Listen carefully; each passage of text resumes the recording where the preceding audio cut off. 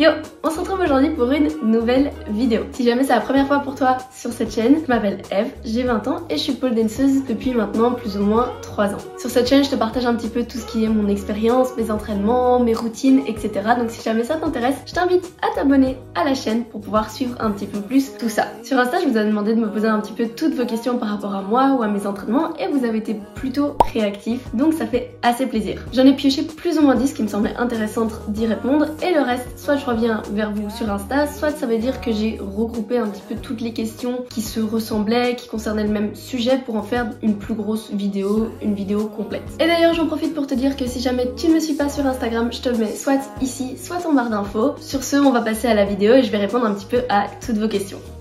La première question que j'ai piochée, c'est quel était ton métier avant de commencer la danse?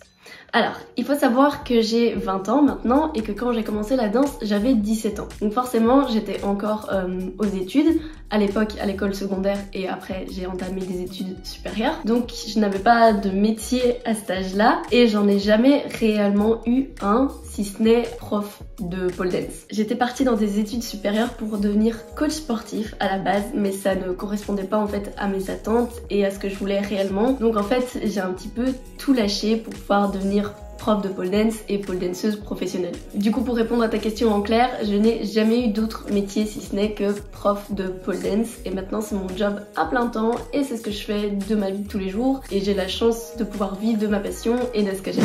La deuxième question que j'ai piochée, c'est quel est ton parcours en tant que pole danceuse et prof de pole dance? Pour te faire un gros résumé de mon parcours, si tu veux, j'ai commencé la pole dance en 2019 quand j'avais 17 ans, comme je l'ai dit un petit peu plus tôt, et j'ai commencé à prendre des cours dans un studio. Je me suis découragée super vite parce que pour ceux qui me connaissaient à l'époque, j'avais vraiment zéro force, enfin j'avais pas de base voilà sportive, j'avais aucun passé sportif, etc. Et encore une fois, pour ceux qui savent, la pole dance ça demande beaucoup de force, même dès le début. Du coup, à cause de ça, dans les cours que je prenais, je me laissais assez facilement décourager parce que je me comparais aux autres, je regardais leur progrès à eux et eux ils savaient faire plein de trucs en force que moi je ne savais pas faire, donc je me suis très vite découragée et j'ai abandonné après quelques mois. Il se trouve que quelques mois plus tard, c'était l'époque du Covid et du premier confinement et il faut savoir que j'avais ma barre déjà chez moi. À cause de l'ennui et du temps illimité que j'avais pour moi, je me suis décidée à reprendre un petit peu la pole dance, mais cette fois-ci en autodidacte depuis chez moi. Et c'est là que j'ai vraiment commencé à adorer. C'est là que ma passion en fait est un petit peu née, c'est quand je me suis entraînée toute seule et que voilà, je regardais plus au progrès des autres, je me concentrais que sur moi-même. Et à partir de là, j'ai commencé à me fixer des objectifs et à m'entraîner un petit peu tous les jours pendant un petit peu plus d'1 an et demi si je ne me trompe pas. Très rapidement aussi, j'avais ce sentiment qu'un jour j'avais envie de donner cours, un jour j'avais envie de partager justement cette passion avec d'autres personnes et donc j'ai décidé aussi de m'entraîner dur pour ça, c'était un de mes objectifs. Quand je m'entraînais, c'était de pouvoir un jour moi aussi donner cours et moi aussi, voilà, faire de ma passion un petit peu mon job. Et du coup, je me suis entraînée vraiment dur pour ça pendant ces 1 an et demi, un petit peu plus. Et du coup, mes premiers pas en tant que prof de pole dance, c'était tout simplement des cours privés chez moi, dans cette pièce que vous voyez ici, avec des amis de mon école, etc. J'ai très vite réalisé du coup que j'adorais ça, j'adorais apprendre en fait aux autres ce que moi je savais faire. Et du coup, j'ai décidé de tenter ma chance et de demander pour donner cours dans un vrai studio sur Bruxelles. Si jamais vous êtes sur Bruxelles, vous connaissez sûrement le Full Moon et c'est là-bas du coup que j'ai donné mes premiers cours de pole et chez qui je continue à donner cours. Après ça, de fil en aiguille, les opportunités sont simplement venues à moi et j'ai énormément de chance d'ailleurs. Maintenant, c'est mon job à temps plein et je donne cours dans 4 studios sur Bruxelles. Du coup, voilà pour te résumer un petit peu mon parcours en tant que pole danceuse et prof. J'ai commencé surtout en autodidacte, puis je me suis formée par des cours dans certains studios. Et puis voilà, j'ai commencé à donner cours dans un studio, puis dans 2, puis dans 3 et voilà, de fil en aiguille, c'est devenu mon job complet. La prochaine question que j'ai piochée concerne encore une fois le thème du prof de pole dance. Et on me dit « Salut, quelle formation as-tu faite pour être prof de pole et quelle formation tu me conseilles ?» Alors déjà, il faut savoir que le métier prof de pole, c'est pas un métier protégé, c'est un petit peu comme coach sportif, un petit peu tout le monde peut faire ça sans forcément se former. Ce qui veut dire que si jamais tu veux devenir prof de pole dance, tu n'es pas obligé de suivre une formation. Pour ma part, je n'ai pas fait de formation de pole dance parce que quand j'ai commencé en fait à donner cours, ça n'existait pas en Belgique et à l'étranger le prix était un petit peu exorbitant. Donc j'ai pas vraiment pu faire ça, mais c'est quelque chose qui m'intéresse et que je sais que je vais faire. Par contre, même si tu n'es pas obligé de suivre une formation pour devenir prof de pole, je pense qu'il est important que si jamais c'est ce à quoi tu aspires, de te former soit par toi-même, soit d'aller chercher une formation justement, parce que même si ce n'est pas un métier protégé, tu as certaines responsabilités envers les gens à qui tu donnes cours et leur santé. Forcément, tu ne peux pas tout savoir, mais c'est ta responsabilité de t'entraîner, savoir de quoi tu parles, connaître tes figures, connaître les astuces, connaître un petit peu tout ce qui peut aider ceux à qui tu donnes cours, et pareil, connaître un petit peu les théories de l'échauffement. Enfin, si jamais tu n'as pas les moyens de te payer une formation, c'est à toi d'aller chercher l'information, de t'entraîner, de te former, etc. auprès d'autres personnes. Il y a plein de choses que tu peux faire pour t'améliorer en tant que prof qui ne nécessitent pas forcément une formation, et je pense que ce qui est vraiment important si jamais tu veux devenir toi-même prof de pole dance, c'est vraiment ce désir de vouloir être meilleur, de donner des meilleurs cours et du coup de toi-même en fait faire l'effort de te former, d'aller chercher l'information, de connaître un petit peu voilà toutes ces choses là. Et je voulais rajouter que même si je n'ai pas fait une formation de pole dance, l'année passée j'ai quand même fait une formation professionnelle de danse sur un an, donc voilà, c'est un petit peu mon parcours. Qui c'est qui m'envoie un message? Chut, chut, voilà, maintenant tout le monde se tait. Ok, la prochaine question que j'ai reçue, c'est quelle est ta fréquence d'entraînement? Alors, avant de te dévoiler un petit peu ma routine et ma fréquence d'entraînement, ce que j'aimerais dire, c'est que moi, la pole dance, c'est mon métier, c'est ma passion, c'est mon rêve, c'est un petit peu toute ma vie, donc c'est normal si je n'ai pas la même fréquence d'entraînement que quelqu'un qui a un autre style de vie. Ceci étant dit, ma fréquence d'entraînement c'est plus ou moins comme tu peux l'imaginer tous les jours. Étant donné que je donne cours quasiment tous les jours, j'ai un petit peu cette obligation de m'entraîner histoire de voir des nouvelles choses et proposer des cours qui sont variés et intéressants pour mes élèves. Bien sûr, ça varie d'une semaine à l'autre, mais par contre, je fais toujours attention d'avoir vraiment un jour complet, sans rien à faire, de repos par semaine, histoire que je ne tourne pas fou et que mon corps ne tombe pas en ruine. Mais du coup, même si je m'entraîne 6 fois par semaine, ça ne veut pas dire que je m'entraîne 6 fois intensément tous les jours, c'est juste pas possible pour le corps, etc. Je fais toujours un petit peu attention à écouter mon corps, à voir ce que je peux faire, si j'ai des courbatures, etc.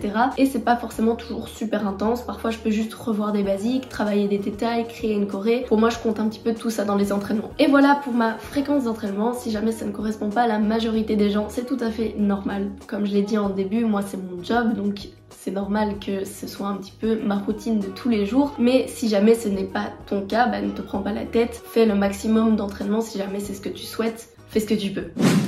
Ok, prochaine question que j'ai reçue, c'est comment garder une routine d'étirement, workout, etc. Pour moi, je pense que personnellement, ce qui m'aide le plus, c'est vraiment d'avoir des objectifs super clairs et précis de ce que je veux et d'avoir vraiment une vision de pourquoi je fais ce que je fais et pourquoi je dois avoir de la discipline dans mes entraînements, mes routines souplesse, etc.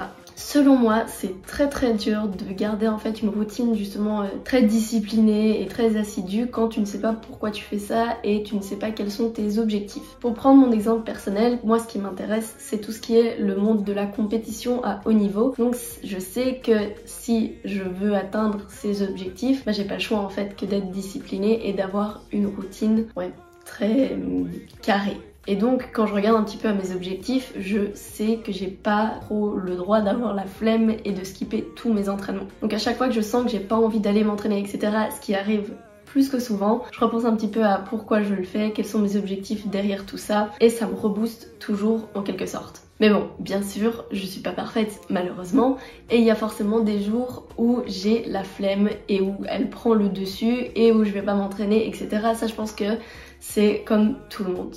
Et donc selon moi, si jamais tu veux arriver à garder une routine comme ça d'entraînement, pour moi il faut que d'abord tu prennes un petit peu en compte ton style de vie, comment fonctionne ton corps, etc.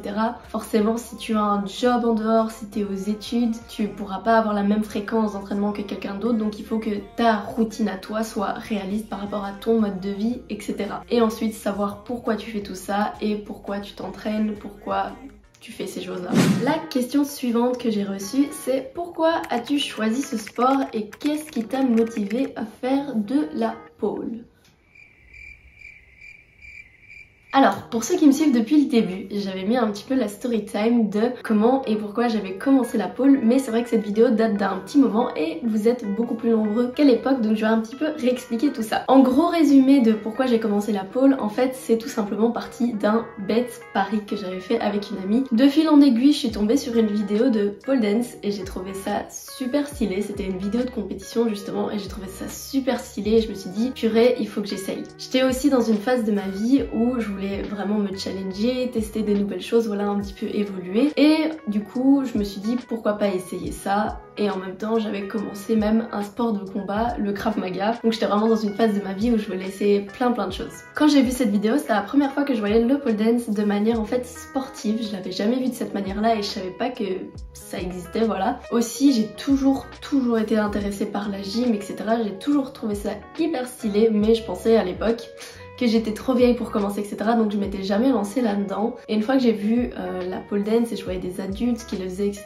Ben moi je me suis dit pourquoi pas tenter quoi. Et du coup voilà, j'ai juste en fait vu une vidéo sur YouTube et ça m'a tenté et du coup j'ai essayé. Après qu'est-ce qui m'a attirée là-dedans? Je pense que premièrement le fait que j'étais déjà attirée par la gym auparavant, ça a plutôt aidé dans ma décision, mais aussi je trouvais que c'était super intéressant de voir que ça travaillait la force, la souplesse, que tu pouvais le faire de manière tellement différente. Il y a voilà, manière sportive, il y a un petit peu plus la danse, il y a la grâce, enfin il y a de tout pour tous les goûts en fait dans le pole dance et j'ai trouvé ça super intéressant et du coup c'est ce qui m'a un petit peu attirée. Alors je vais juste faire un petit break pour tous ceux qui m'ont posé les questions sur les blessures, les régressions en cas de blessure, tout ce qui est perte de motivation, de morale, etc.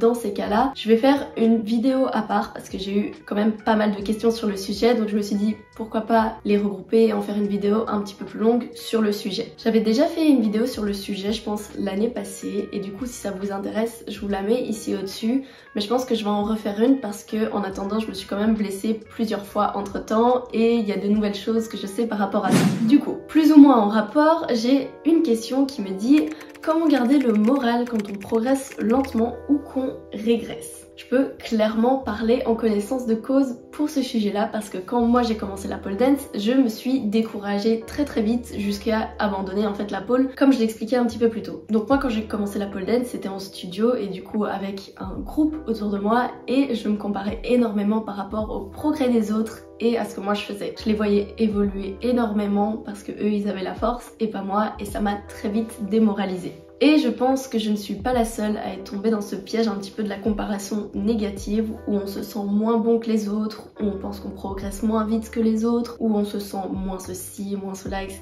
Mais il faut pas parce que c'est ça qui va vraiment tuer ta motivation en fait. Mais depuis les quelques années où je suis justement dans le monde de la pole dance, j'ai quand même réussi à évoluer par rapport à ça et un petit peu changer mon état d'esprit. Mais s'il y a un truc que je peux te conseiller, c'est de regarder seulement à tes progrès à toi, ton parcours à toi, ton évolution à toi et de ne pas du tout regarder les autres. Enfin, forcément, tu peux regarder les autres, voir les progrès qu'ils font, les féliciter, etc. Mais il faut pas te dire parce que quelqu'un fait quelque chose que toi tu ne sais pas faire que forcément tu es moins bon. Ça c'est un truc que je répète souvent, mais on a tous nos forces et nos faiblesses. Il y a toujours un domaine où tu seras voilà meilleur et un domaine où tu seras moins fort.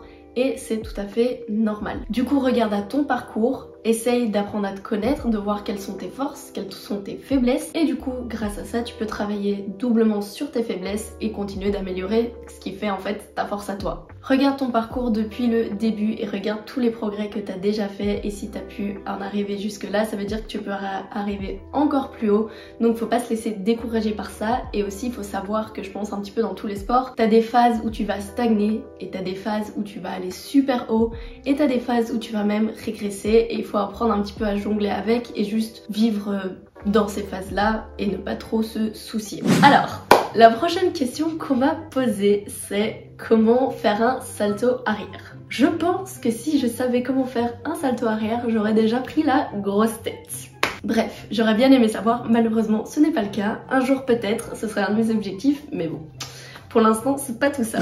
Alors, pour la suite, j'ai quand même pioché une question par rapport aux blessures et à la régression. Comme ça, vous avez déjà un petit avant-goût et je peux déjà un petit peu vous aider par rapport à ça et à mon expérience que j'ai avec le sujet. La prochaine question que j'ai piochée, c'est as-tu déjà régressé en pole et comment as-tu repris la perte? Alors, je vais justement pouvoir vous parler de ça de manière très précise parce que je viens de traverser justement une blessure et je suis toujours un petit peu dedans. Je m'étais déchiré en fait l'ischio et ça a duré plus ou moins, pour l'instant en tout cas, 2 mois avant que je puisse commencer à m'en remettre. Les conseils que je vais te dire par rapport à cette question, malheureusement ça ne concerne pas toutes les blessures et il y a certaines blessures que tu vas te faire où il va falloir complètement stopper les entraînements et ça malheureusement il faut respecter ton corps et ce que les médecins te disent. Moi j'ai eu entre guillemets la chance que même si je m'étais déchiré voilà la jambe, je pouvais toujours utiliser mes bras. Et ça c'est justement le point que je vais aborder si jamais tu traverses une blessure. Techniquement il y a toujours des choses que tu peux faire pour progresser dans un autre domaine. Je m'explique.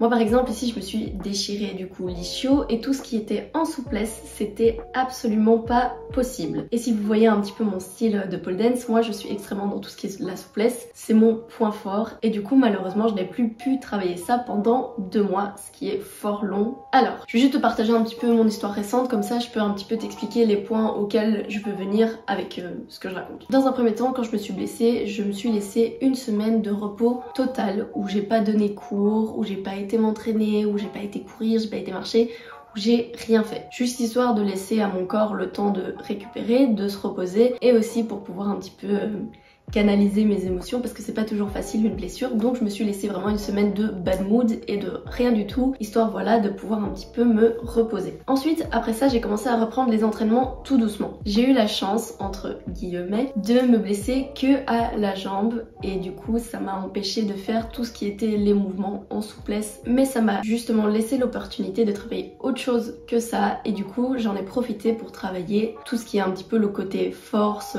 ouais les tricks en force, les mouvements en force etc. Ça m'a laissé l'opportunité de faire ça parce que je ne pouvais plus travailler en souplesse et j'avais rien d'autre à faire que de travailler en force. Du coup ces 2 derniers mois j'ai essentiellement travaillé tout ce qui est ma force etc. et ça m'a permis de passer plein d'objectifs que je voulais faire, notamment mon handspring que je voulais depuis super longtemps mais pour lequel je prenais pas le temps de travailler. Là j'avais pas le choix et du coup voilà j'ai pu l'avoir. Le point que je veux mettre en avant par rapport à ça c'est que si jamais tu te blesses à une partie du corps etc.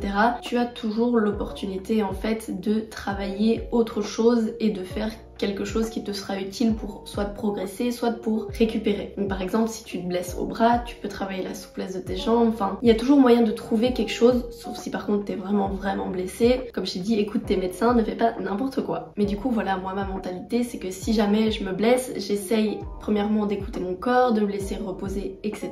Et du coup à partir du moment où j'ai commencé à récupérer, à me sentir un peu mieux au niveau de ma jambe, j'ai commencé à doubler la mise en fait sur tout ce qui est entraînement de souplesse, histoire de récupérer par rapport à ça. Si jamais tu te blesses ou tu régresses, je pense qu'il faut justement miser sur tes faiblesses ou ce que tu as perdu pour pouvoir les récupérer et voire même les améliorer encore plus. Par rapport à ça, mais si jamais c'est un truc qui t'arrive, si jamais tu as une régression, tu peux pas juste voilà, laisser couler ça, il faut que tu doubles la mise en fait là-dessus et que tu t'entraînes encore plus fort en respectant ton corps bien évidemment.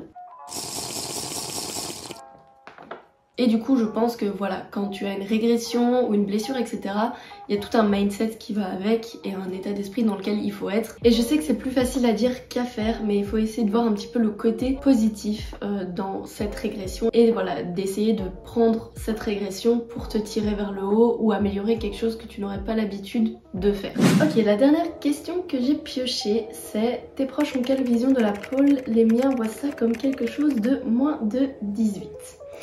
Alors, pour ceux qui savent et ceux qui ont vu ma story time sur comment j'avais débuté le pole dance, vous savez que c'est très mal passé dans ma famille et que c'était un non catégorique pour que je commence la pole dance pour exactement les mêmes raisons, à cause des préjugés et des tabous qu'il y a par rapport à ça. Au début mes proches voyaient ça de manière très négative et après un petit moment en fait c'est passé quand ils ont vu que c'était quelque chose aussi qui pouvait être pris comme un sport, qu'il y avait plusieurs styles différents etc. Et à l'heure actuelle, que ce soit de la part de certains de mes proches ou même de connaissances en fait à moi, je me prends toujours quelques petites remarques désagréables par-ci par-là de temps en temps, mais j'ai appris à faire avec et un petit peu m'en foutre de l'opinion des gens. Personnellement je sais pourquoi je le fais, je sais que ça me rend heureuse, je sais que ça me rend épanouie etc. Donc quand on me fait ce genre de remarques ou que quelqu'un voilà a une mauvaise vision de ça, j'en ai pas grand chose à faire parce que voilà je sais pourquoi je le fais. Je suis heureuse dans ce que je fais et je l'assume et du coup c'est pas l'opinion de quelqu'un qui va changer ça. Si jamais t'es dans le même cas et que ces remarques ou cette vision qu'on a de toi te dérange, je t'invite vraiment à juste réfléchir en fait pourquoi tu fais ce que tu fais et pourquoi voilà